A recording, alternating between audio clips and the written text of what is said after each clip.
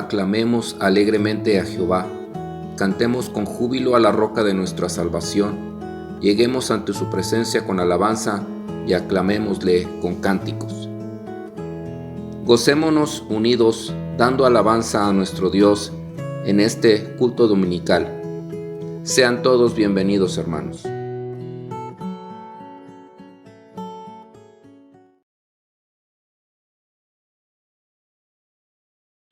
Buenos días, hermanos. Es un gusto leer la palabra de Dios y hoy el llamamiento a la adoración lo tenemos en Salmo 146, versículos del 1 al 5. Alabanza por la justicia de Dios. Alaba, oh alma mía, a Jehová. Alabaré a Jehová en mi vida. Cantaré salmos a mi Dios mientras viva. No confíes en los príncipes, ni en hijo de hombre, porque no hay en él salvación. Pues sale su aliento y vuelve a la tierra. En ese mismo día perecen sus pensamientos. Bienaventurado aquel cuyo ayudador es el Dios de Jacob, cuya esperanza está en Jehová su Dios. Amén. Bendito Padre Celestial, te doy gracias en esta hermosa mañana porque nos permites ver la luz de un nuevo día. Gracias, Señor, porque podemos unirnos en un solo espíritu como hermanos para alabar y bendecir tu nombre. Te ofrecemos este culto, te pido que te agrades de los cantos, la lectura de tu palabra y la exposición de la misma, Señor. Quita toda imperfección que pueda haber en ella. Todo esto te lo pido en el nombre de tu Hijo amado Cristo Jesús. Amén.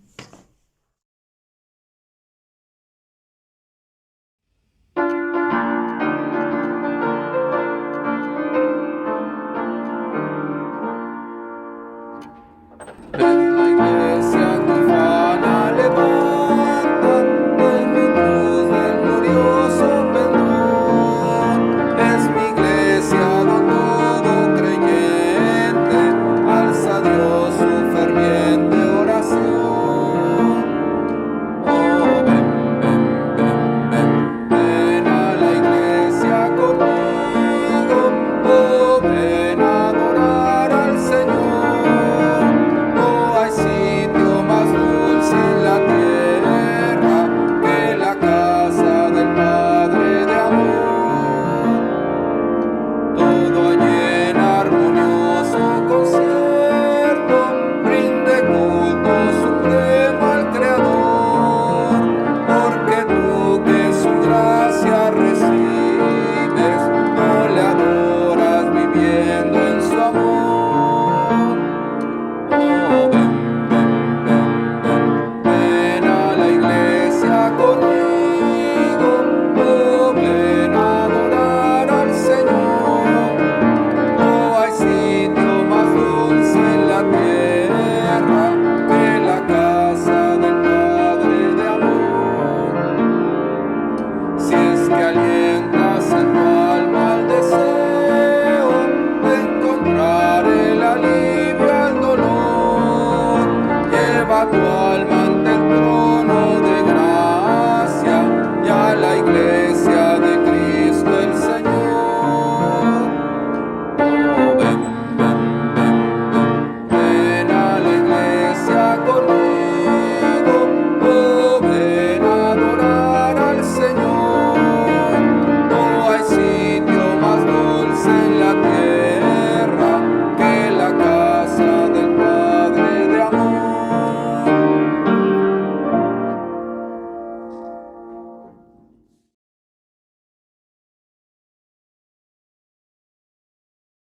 La lectura bíblica la encontramos en la epístola del apóstol San Pablo a los Colosenses, capítulo 2, versículos del 1 al 7. Acompáñenme en esta lectura. Porque quiero que sepáis cuán gran lucha sostengo por vosotros y por los que están en la Odisea, y por todos los que nunca han visto mi rostro, para que sean consolados sus corazones, unidos en amor, hasta alcanzar todas las riquezas de pleno entendimiento, a fin de conocer el misterio de Dios el Padre y de Cristo, en quien están escondidos todos los tesoros de la sabiduría y del conocimiento. Y esto lo digo para que nadie os engañe con palabras persuasivas, porque aunque estoy ausente en cuerpo, no obstante, en espíritu estoy con vosotros, gozándome y mirando vuestro buen orden y la firmeza de vuestra fe en Cristo. Por tanto, de la manera que habéis recibido al Señor Jesucristo, andad en Él, arraigados y sobreedificados en Él y confirmados en la fe, así como habéis sido enseñados, abundando en acciones de gracias. Amén. El Señor añada bendición a su palabra.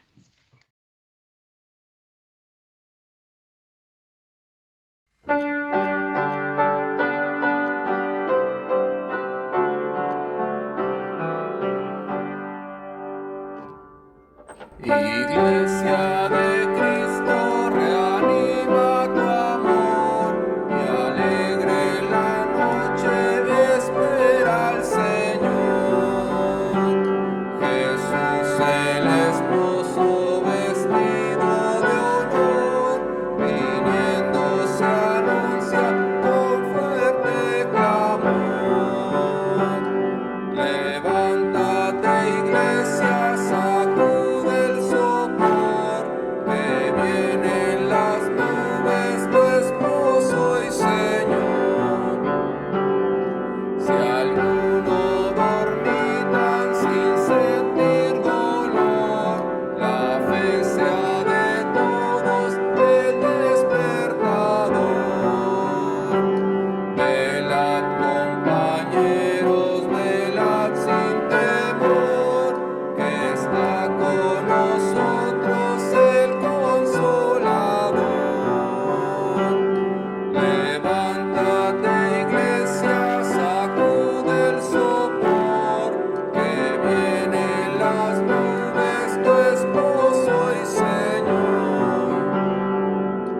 El hombre en sus penas, infiel pecador, se entrega en las manos del sueño traidor. Mas el que es amado del buen Salvador, velar esperando, prefiere mejor. Levántate, iglesia, sacude el sopor, que vienen las nubes, tu esposo y Señor.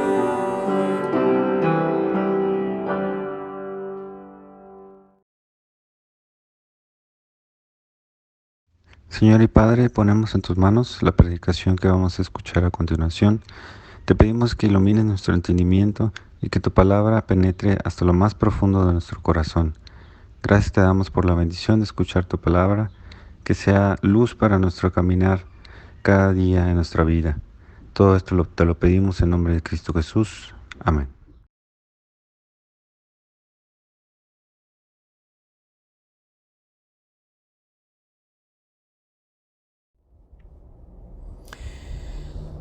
Hay un evento deportivo que es, digamos, el más importante, no sé, me atrevería a decir, el más importante de la historia de la humanidad. Los Juegos Olímpicos. Los espectadores, las personas que quieren observar a esos superatletas desempeñarse en cada una de las disciplinas, pues algunos inclusive compran pantallas grandes para poder ver las competencias, si les gusta la gimnasia, si les gusta la natación, si les gusta el atletismo, pues para ver a las estrellas, ¿no? A sus preferidos ahí, ver cómo se desempeñan en sus diferentes disciplinas. Algunas otras personas durante años están ahorrando para poder ir al país donde se van a llevar a cabo las Olimpiadas, para poder ver en persona a esos personajes espectaculares ahí casi volando, ¿no? En el estadio y haciendo todo lo que saben hacer como superatletas, hombres superdotados. Pero obviamente los más interesados y la expectativa más grande está en los protagonistas, los atletas. Durante años, desde muy pequeños se preparan. Y bueno, son personas que hacen todo lo posible y tienen toda la disciplina para poder llegar a donde llegan, ¿no? Pues el objetivo, el propósito, la finalidad, sobre todo para los países desarrollados, los atletas de países desarrollados. Casi una obligación es llegar al podio. Y entonces una vez que llegan al podio, ellos sueñan con ver izar la bandera de su país, poner su mano en el pecho, cantando el himno nacional de su país, de su respectivo país, y entonces que se le coloque la corona, ¿no? La corona olímpica de campeones, ¿no? Y estar ahí en el podio, sobre todo, particularmente en primer lugar. Ese es el objetivo, y para eso se preparan. Pero déjenme decirles que eso no se consigue fácilmente. Eso no lo consigue una persona que se levanta a la hora que se le pega la gana, una persona que come lo que se le viene en gana, que se desayuna unos tamalitos con atole, luego al mediodía los taquitos de canasta y después en la tarde los churritos. Obviamente una persona con esa alimentación pues no puede aspirar a ser un campeón olímpico. La alimentación debe ser una muy buena alimentación y obviamente esto no lo pueden conseguir una persona que entrena cuando quiere, cuando tiene ganas, ¿no? Eso, pues obviamente eso no es así. Quien aspire a subir al podio y ver izar la bandera de su país debe orientar su vida completa a ese propósito. Debe comenzar por practicar sistemáticamente todos los días, de manera disciplinada, durante horas y horas y horas, en etapas, por días, y con un entrenamiento exhaustivo, doloroso inclusive, donde los entrenadores no dan tregua y las personas que desean estar en los Juegos Olímpicos tienen que dar todo lo que tienen físicamente en la práctica, en el entrenamiento de esa disciplina en particular. Deben alimentarse óptimamente con la finalidad de tener un cuerpo con las mejores condiciones y los mejores nutrientes, y deben invertir miles y miles y miles y miles de pesos para poder tener esa buena alimentación. Aquella persona que desee estar en los Juegos Olímpicos como protagonista y llegar al podio dentro de los primeros 3 lugares y particularmente en el primer lugar, debe abstenerse de muchas cosas. Probablemente si tiene cierta afición por fumar, obviamente no debe fumar, no debe tomar, o sea, ingerir bebidas alcohólicas de manera excesiva o inclusive, aunque sea esporádicamente. Esta persona debe olvidarse de ir a fiestas, de ir a antros, de desvelarse, de perder el tiempo en cosas que van a desviarle de su propósito. Tal vez ir a pasear con sus amigos, tomar vacaciones largas, comer frituras, pastelillos y todo eso que es prácticamente adictivo para la inmensa mayoría de nosotros. Una persona que desea participar en un evento de ese nivel de competencia debe enfocarse, debe esforzarse, debe tener dedicación, trabajar con paciencia, con tesón, con cariño, con amor por el deporte, con intencionalidad. Solamente una persona que trabaja y es disciplinada puede llegar a esos niveles, a esas alturas. Y no debe darse por vencido, aunque las circunstancias sean adversas. En suma, debe trabajar duro. Si alguien quiere ser llamado atleta de alto rendimiento, debe trabajar y esforzarse por conseguir la meta anhelada. Hermanos, y la verdad es que en la vida, en términos generales, todo es así. Quien desee terminar una carrera, pues tiene que estudiarse, lo que comúnmente decimos quemarse las pestañas. Yo me acuerdo de mi hermana Damaris, que es doctora, es médico.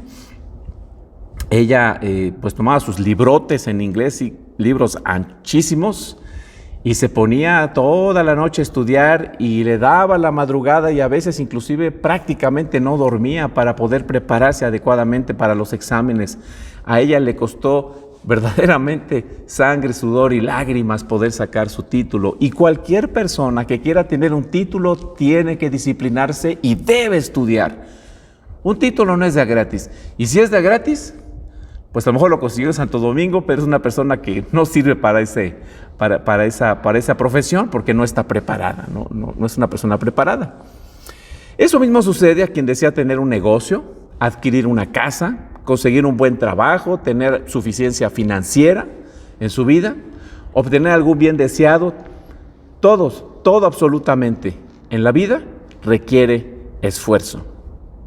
Bueno, déjenme decirles que en la vida cristiana, en cuanto al crecimiento en la fe, las cosas no son diferentes.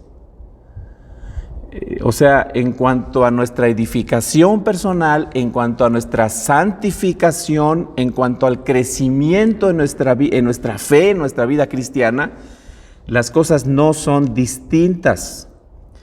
Lamentablemente, hay cristianos que piensan que como hemos sido salvados por gracia, y gracia quiere decir que no nos ha costado absolutamente nada a nosotros, sino hemos recibido el regalo de la fe con base en lo que Cristo hizo en su vida y en su persona y vida.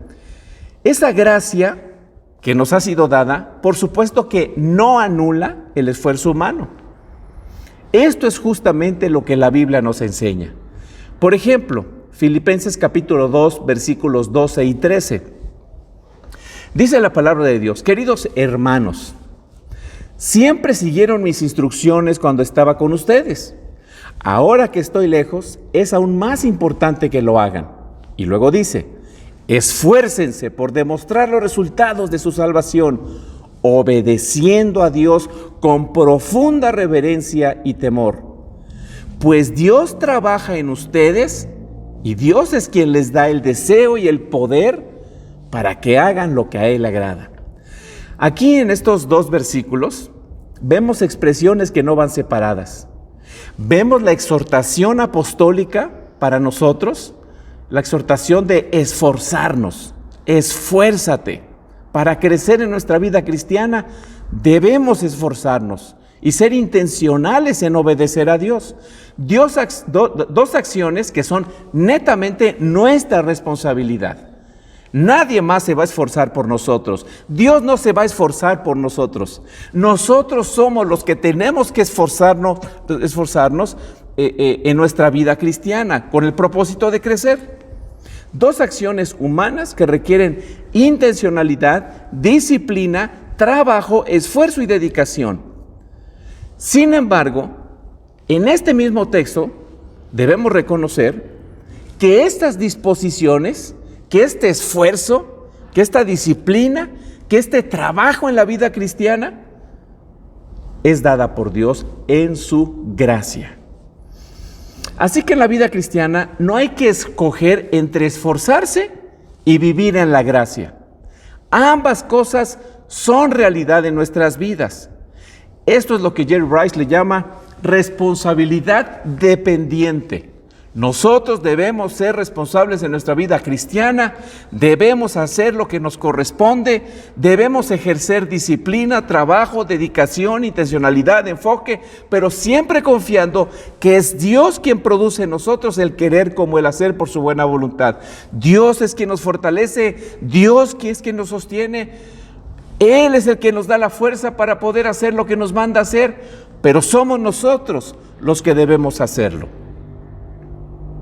El cristiano que está firmemente interesado en su fe, entonces, trabaja, se disciplina, obedece, se esfuerza intencionalmente en su crecimiento espiritual, pero recordando que ese deseo lo pone el Señor.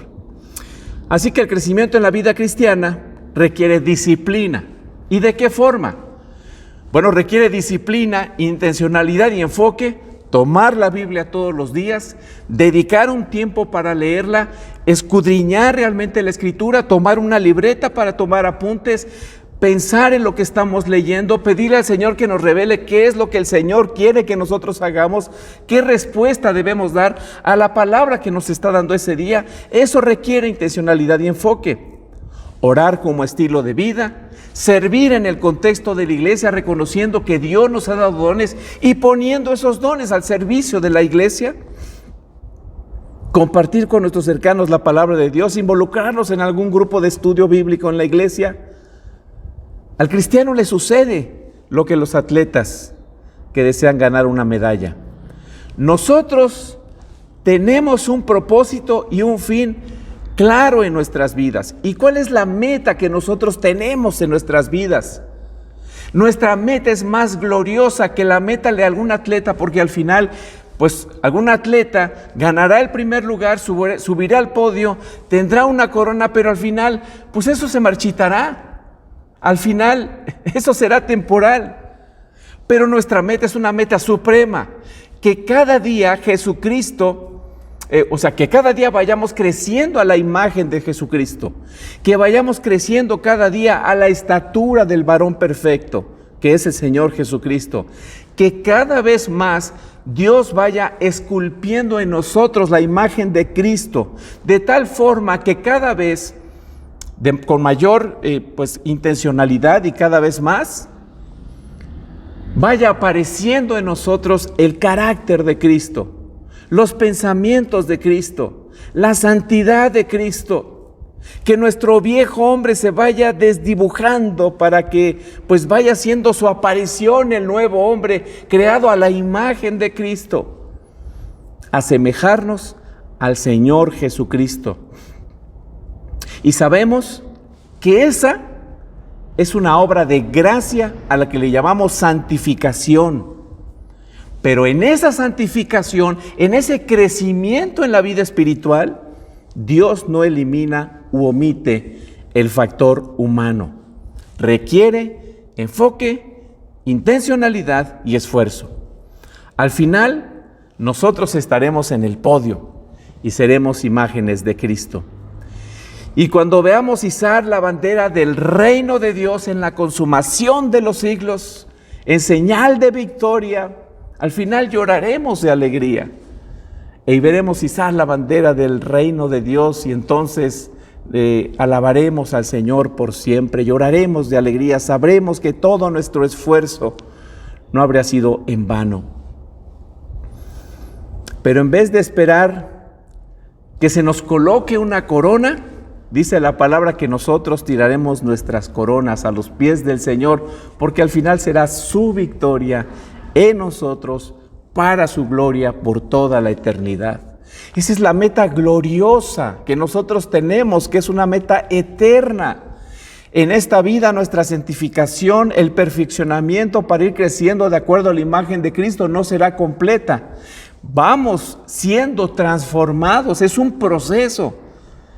Pero eso se consumará, concluirá cuando Cristo venga por segunda vez y entonces se consumará la obra redentora que el Señor Jesucristo consagró en la cruz del Calvario. Y hermanos, este es el enfoque que el apóstol San Pablo nos presenta en Colosenses capítulo 1, versículos 28 y 29, que a la letra dice así: a este Cristo proclamamos, aconsejando y enseñando con toda sabiduría a todos los seres humanos con el fin de presentarlos a todos perfectos en Él. Dice el apóstol San Pablo, con este fin trabajo, con este fin lucho, fortalecido por el poder de Cristo que obra en mí. Aquí saltan a la vista tres medios básicos por medio de los cuales damos a conocer a la iglesia, hablando de los pastores, la palabra de Dios. La proclamación de la palabra de Dios, la enseñanza bíblica y la consejería bíblica. Así lo dice aquí en estos versículos. Cuando hablamos de la proclamación de la palabra de Dios, estamos hablando de la predicación sistemática de la palabra de Dios semana con semana, por medio de la cual es alimentada la grey con pastos frescos, con la finalidad de que vayan siendo transformados y santificados día con día para la gloria de Dios. Cuando hablamos de la consejería bíblica, estamos hablando de aquel medio por el cual la iglesia es orientada para tomar buenas y sabias decisiones respecto a su vida. Y cuando se habla de la enseñanza, podemos hablar del medio de transmisión de la enseñanza bíblica con el fin de formar convicciones firmes en la vida de la iglesia. Estos tres medios, la proclamación pública del evangelio, la consejería bíblica y la enseñanza bíblica, deben tener, estos tres medios educativos deben tener una sola dirección, y eso es justamente lo que nos enseña Pablo en estos versículos. Según el versículo 28, el propósito principal de un pastor, de cualquier pastor, y es precisamente lo que hacía Pablo, y esta era la agenda del apóstol San Pablo, es que Cristo sea formado en cada uno de nosotros. Que los santos vayan siendo perfeccionados para alcanzar la estatura del varón perfecto. Y vean que el objetivo no es que la iglesia simplemente sepa mucho de la Biblia. Aunque debe saber, debe conocer la Biblia. ¿Cómo va a aplicar lo que no conoce? Debe saber la Biblia. Pero según este versículo, el propósito no es solo que conozca la Biblia, sino que a la luz de ella vayamos siendo transformados. Este es el punto vital, la transformación. Para eso predicamos, para eso aconsejamos a las personas, para eso enseñamos a las personas. No queremos que las personas tengan una cabezota grande, que tengan una biblioteca de información, sino que sepan cómo vivir todo lo que conocen de la Biblia, de tal forma que a la luz y el contexto de la Escritura, obviamente bajo la dirección del Espíritu Santo, las personas vayan siendo transformadas y su vida vaya reflejando el carácter de Cristo en todo lo que hacemos. En nuestro matrimonio, con nuestros hermanos, con tus padres, con los maestros, en la calle, en nuestro trabajo, manejando, en la cola del banco, donde quiera que estemos y hagamos lo que hagamos. Que mostremos esa transformación como fruto de la obra del Espíritu Santo en el contexto de la palabra de Dios. Transformación.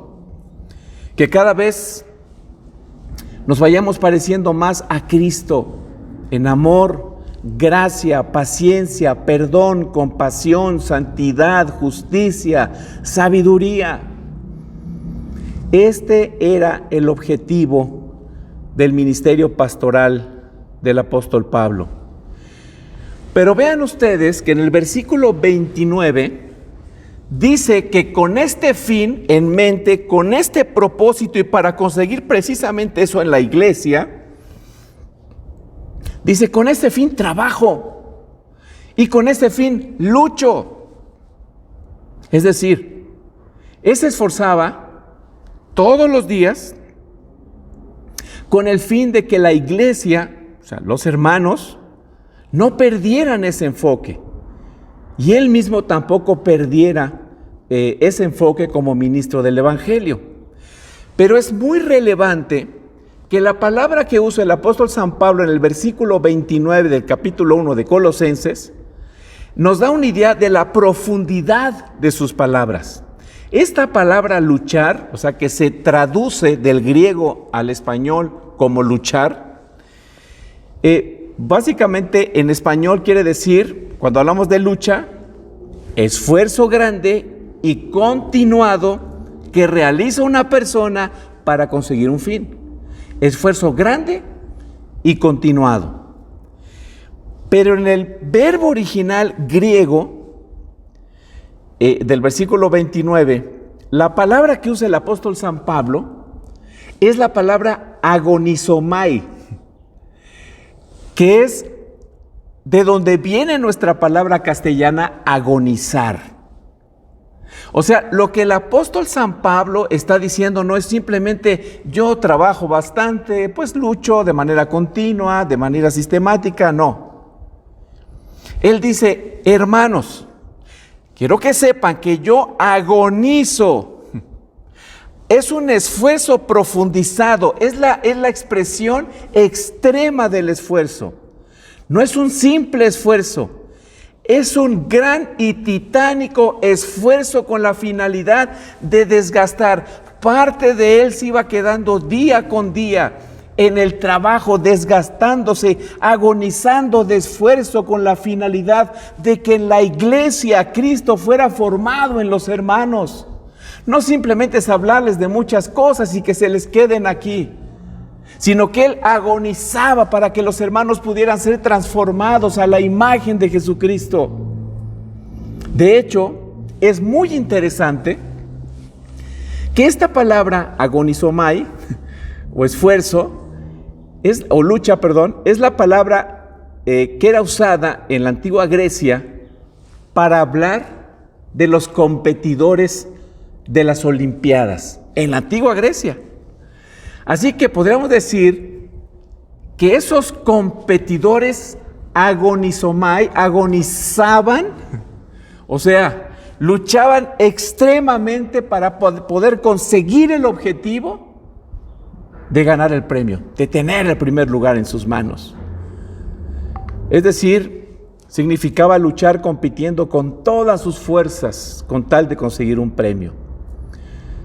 Así que los atletas agonizaban en cada competencia. Esta es una expresión profundizada de la lucha. Es una lucha agónica, es una lucha que nos expresa un profundo esfuerzo. Así era la vida de este pastor. Podríamos decir entonces que Pablo era un atleta en el cuidado de la iglesia, un esfuerzo sin precedentes para proclamar el evangelio, para aconsejar a los creyentes, para enseñar a las personas estos tres medios con una sola finalidad. Yo lucho, me desgasto, me desvelo, soy perseguido, encarcelado, he sufrido naufragios, escribo cartas, casi no duermo, me esfuerzo, trabajo, preparo equipos misioneros para que vayan a las iglesias con una sola finalidad, que ustedes sean transformados a la imagen de Cristo. En un trabajo que él hacía con toda la pasión del mundo. Es como si Pablo me dijera, mi vida se me va a servir a la iglesia con la finalidad de que Cristo sea este es el propósito, Cristo en ustedes.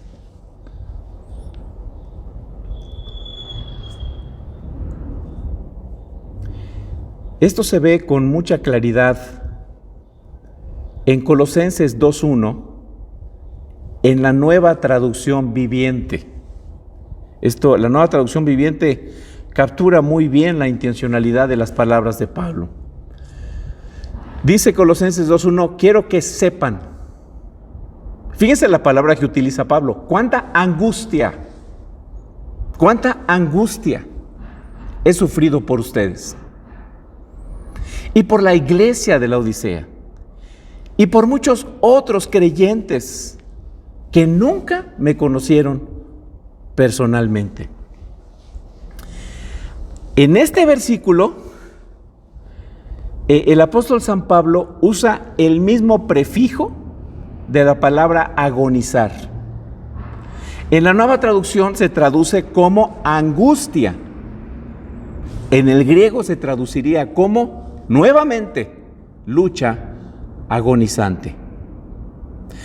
Y es interesante que en este ministerio, él no solamente estaba pensando en los de la Odisea, en algunos otros, y en la iglesia que era pues la audiencia original a la que fue escrita esta carta, sino dice a muchas personas que ni siquiera conozco, entre las cuales estamos obviamente nosotros. Él luchó para que nosotros pudiéramos tener el recurso, o sea, la palabra de Dios, para ser transformados. Ahora, este esfuerzo tenía una fuerza motriz. Colosenses capítulo 1, versículo 29, segunda parte. Lucho, dice, yo lucho, me esfuerzo, agonizo, me disciplino, obedezco, me desvelo, fortalecido por el poder de Cristo que obra en mí. Por eso decía que no se trata entre escoger esfuerzo o gracia o esfuerzo, esfuerzo humano sin gracia o gracia sin hacer nada. Son ambas realidades. Me debo esforzar, pero siempre confiando, la gracia de Dios me sostiene para esforzarme para hacer lo que Dios quiere que yo haga. Así trabajaba Pablo. Esa era la teología paulina de la santificación, la realidad del esfuerzo humano, pero la gracia de Dios habilitando a la persona para hacer lo que Dios le llama a hacer. Así hacía Pablo su ministerio. Esa era su confianza. Así que Pablo no decía, pues mira, la gracia de Dios que bendiga a la iglesia, yo voy a orar por la iglesia y que la gracia haga su trabajo. No, Le decía, yo confío en la gracia, pero chambeó durísimo para conseguir un objetivo, ¿no? O sea, que Cristo se ha formado en los hermanos. Así trabajaba Pablo y así debemos trabajar nosotros como iglesia en nuestra propia santificación. Por eso dice Colosenses capítulo 2, versículo 2. Quiero que lo sepan, o sea, todo esto que les he dicho, yo quiero que ustedes lo sepan, no para mi lucimiento personal, no, sino para que cobren ánimo, para que permanezcan unidos por amor, que tengan toda la riqueza que proviene de la convicción y del entendimiento. Así conocerán el misterio de Dios, es decir, a Cristo. Hermanos, amados en el Señor, los cristianos no estamos en un período vacacional. Muchos cristianos así ven la vida cristiana, o sea, yo ya acepté a Cristo, ya pertenezco al Señor, ya tengo asegurado mi boleto para la eternidad. Pues que viva la vida, yo vivo para mí, lo demás no me importa. Que la iglesia se está cayendo, no me importa. Que en la iglesia necesitan maestros para niños, porque, ¿qué me importa? No, pues es que también debo trabajar por mi propia santificación, debo utilizar los medios de gracia. ¿Qué me importa? Yo ya tengo mi boleto de salvación, yo ya soy salvo. ¿Qué me importa? Que el mundo ruede. ¿Qué importa? La vida cristiana no consta de solamente confiar en Cristo para salvación y ya habiendo asegurado ese boleto al cielo, simplemente poner nuestra hamaca, ahí como lo hacemos ahí en Yucatán, tendernos y a patear la pared. Allá patear la pared, pues significa que al patear la pared, la hamaca comienza a mecerse. Cuando dejaba de mecerse, a patear la pared y más se mecía uno. Decía, cuelga tu hamaca y patea la pared. O sea, ¿qué te preocupa, hombre? Que se acaba el mundo. Tú ya tienes tu boleto. ¿Qué te importa lo demás? Esta es una teología desastrosa. Esta es una teología horrible, desastrosa. No es bíblica. Es una teología torcida. Esta etapa como redimidos de Dios es una etapa de lucha. Es una etapa para personas valientes. Es una etapa para personas aguerridas. Una etapa para depender de Dios, haciendo lo que Dios nos llama a hacer con responsabilidad, con enfoque, con intencionalidad. Y esto debe ser así porque estamos en un tiempo peligroso. La Biblia lo dice. El mundo en el que estamos viviendo, entre la primera y segunda venida de Cristo, son tiempos peligrosos. Estamos en los postreros tiempos. Ya vendrá el postrer tiempo, que es el tiempo de la consumación. Pero ahorita estamos en los postreros tiempos. Todavía estamos en el presente siglo malo, en un mundo donde Satanás todavía tiene mucha influencia, ejerce mucho poder y tiene infinidad de aliados que tienen la agenda de destruir nuestra fe. Nosotros somos el objetivo principal. No podemos darnos el lujo de estar de vacaciones en este tiempo peligroso. Es necesario saber que Pablo, en su calidad apostólica, escribió estas palabras también para nosotros. ¡Hey, señores! Esto se los escribo para que se aliente su corazón. Deben alentarse, deben continuar. Ustedes son atletas de Dios, no pueden darse por vencido. No se tiren a la hamaca. Ustedes están en plena competencia y tienen un objetivo. No deben cejar. Esto debe alentar nuestros corazones para no bajar la guardia. Y él también dice, únanse. No sé quiénes de ustedes vieron esta semana la marcha feminista y me llamó mucho la atención la formación de las mujeres policía, porque ellas tenían sus escudos y entonces las mujeres estas, ¿verdad? Querían lastimar a sus... O sea, interesante, ¿no? mujeres que luchan por los derechos de las mujeres y por el maltrato y querían maltratar a sus compañeras mujeres, a mujeres finalmente, aunque eran policías, pero pues, al final mujeres. Pero bueno, las mujeres estaban mujeres policías con sus escudos, y entonces hicieron una formación, o sea, de manera así, o sea, hacia adelante los escudos, pero también hacia arriba, ¿no? O sea, hacia el cielo, digamos, viendo hacia el cielo los escudos. Entonces hicieron como una concha de podríamos decir como de caracol, como de tortuga, ¿no? De tal forma que estaban protegiéndose de pedradas, de petardos, de patadas. Y mientras estaban con las filas cerradas y estas mujeres no podían penetrar ese escudo, pues eso las mantenía protegidas.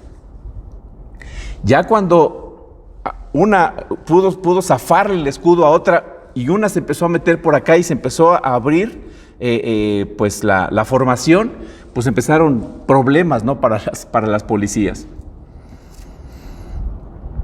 Lo que Pablo nos está diciendo es, señores, no es tiempo de actuar inmaduramente. Ay, no me saludó. Ay, es que me decepcionó. Ay, es que no me cae bien. Ay, es que la verdad lo tengo atorado. Ay, es que la verdad no hace las cosas como a mí me gusta. No es tiempo de divos. Es tiempo de guerreros, de atletas, de personas que luchan, que no son infantiles, de personas maduras en la fe. Dice el apóstol San Pablo, únanse en amor. Señores, están ante un peligro grande. Ustedes son atletas, corran, pero unidos, juntos, batallando contra los enemigos que están frente a ustedes.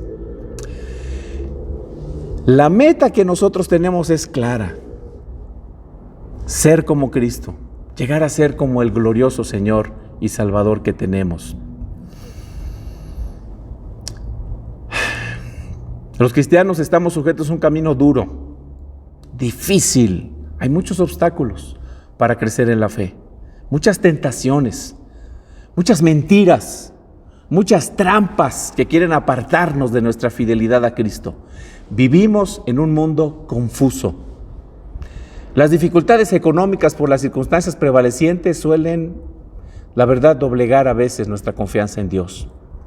Los problemas familiares, problemas entre padres e hijos, problemas conyugales, problemas por herencias, problemas por incompatibilidad de caracteres y esas cosas, ¿no? Digo entre comillas.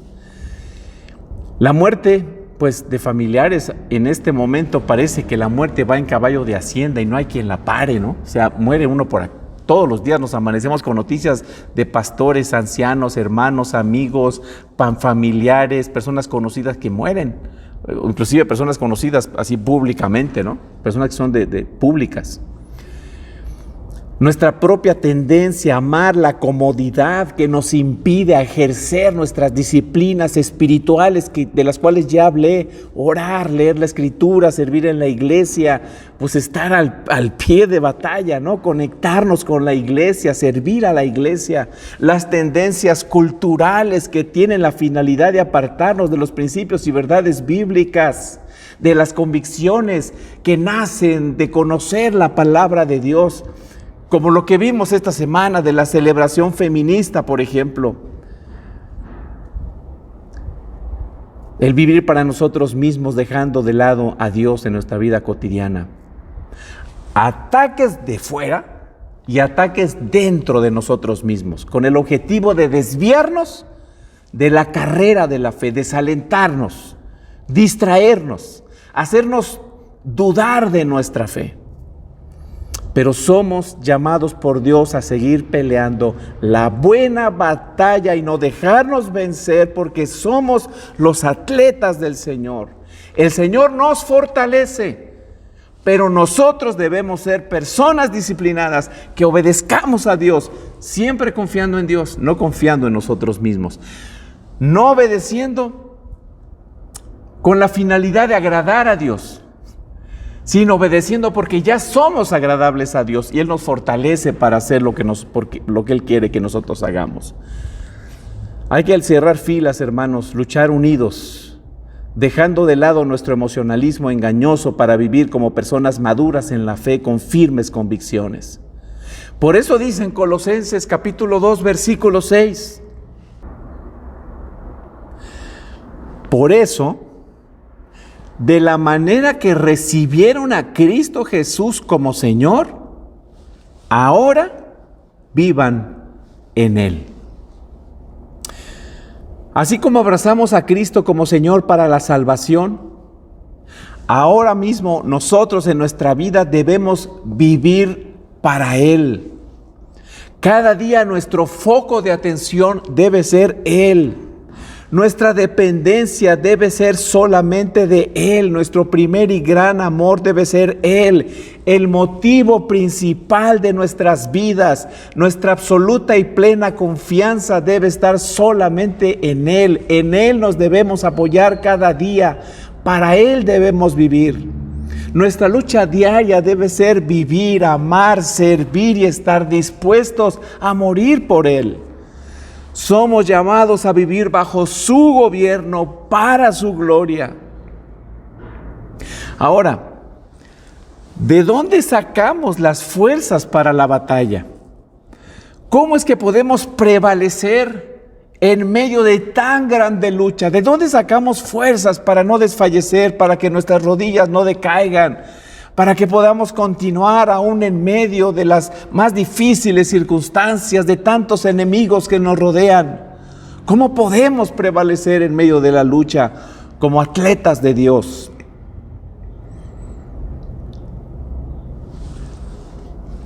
Mis amados hermanos, de eso se trata el Evangelio, precisamente de eso.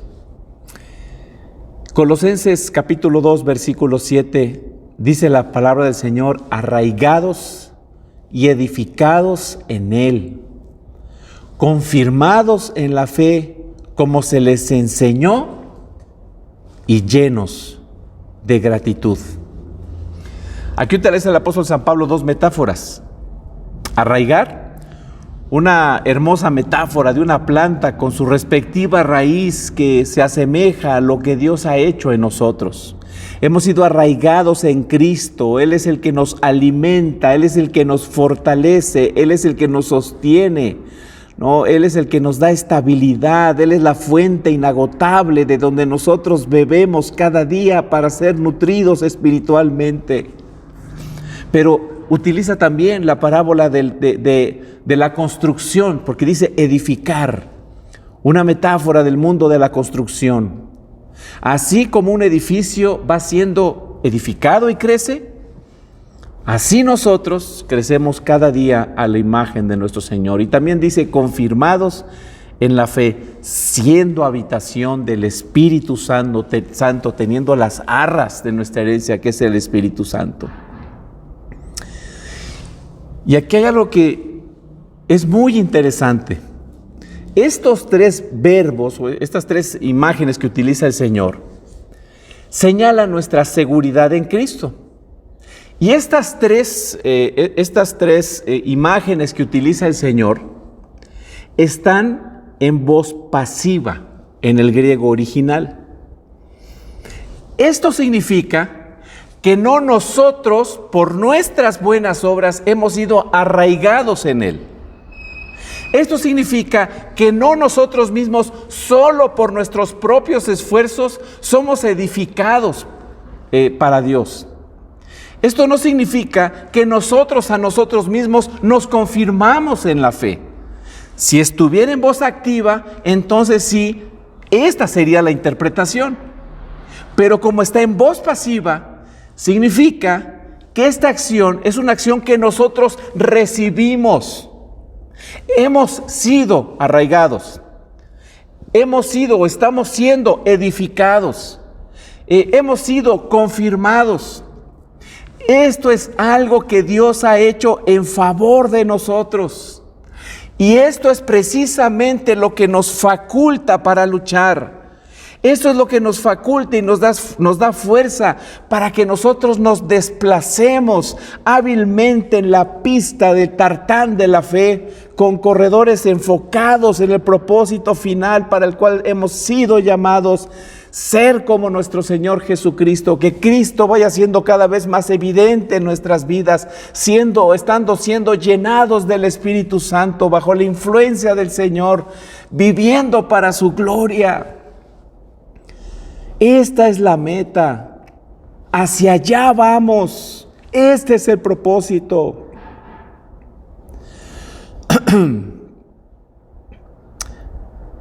Así que, amados hermanos, no permitamos que nada nos distraiga del camino. Y para no distraernos del camino, tenemos que enfocarnos en la meta. Si nos enfocamos en la meta, va a ser más difícil que nos salgamos del camino. Dios nos impulsa, Dios nos da dirección y Dios nos da la fuerza para que podamos seguir corriendo como atletas de Dios. Los atletas de alto rendimiento es una lucha genuina, es una disciplina interesante, batallan para eso, pero al final, después de eso, ¿qué pasa?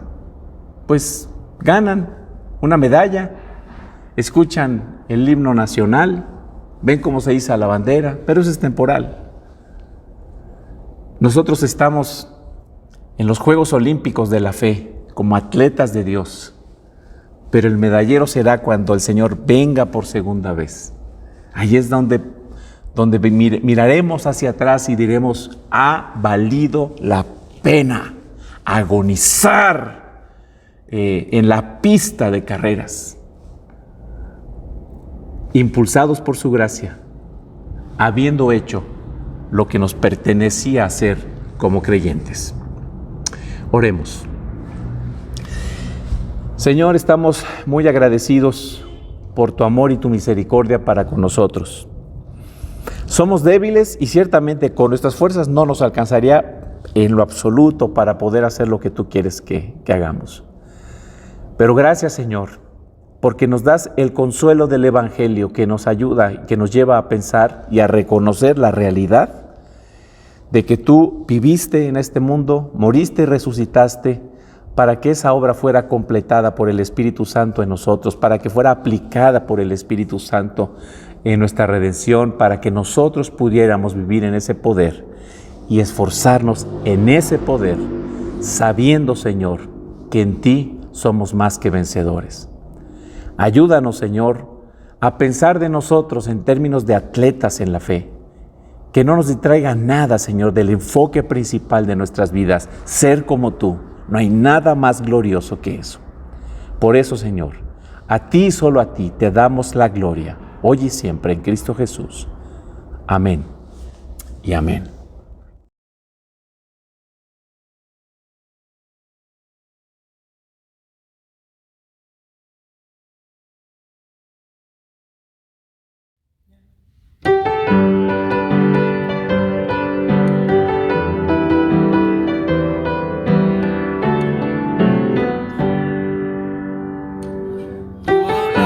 Todo fue hecho, eres dueño del universo y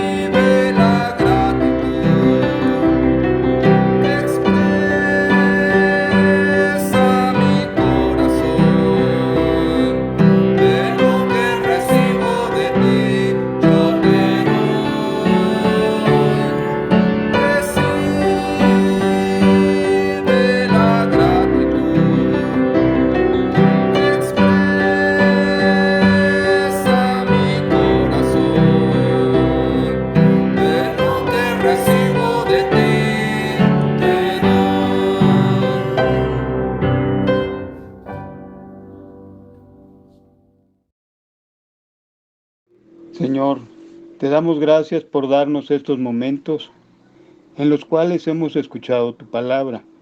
Así también, Señor, nos has permitido ofrendar. De la abundancia que nos das, que tuya es, recibe estas ofrendas y diezmos. Límpialos de toda maldad, para que sean utilizados en cada necesidad de tu iglesia, para gloria tuya. Te lo pedimos en el nombre de nuestro Señor Jesucristo. Amén.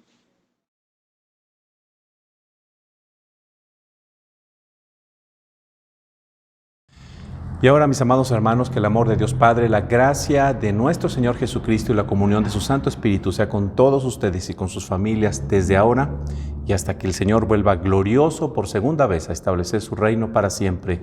Amén y amén.